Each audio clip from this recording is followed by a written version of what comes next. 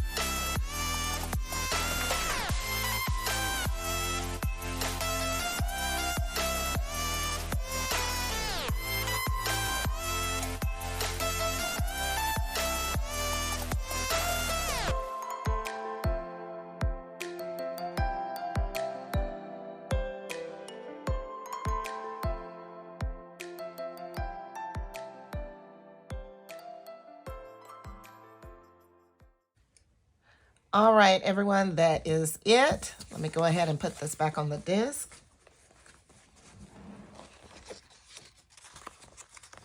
See how it looks.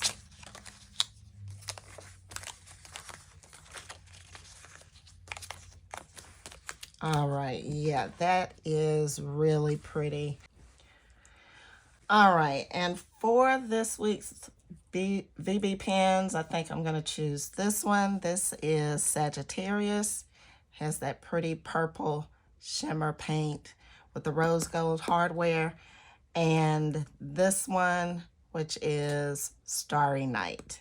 So I think those look really pretty with this spread. So, all right.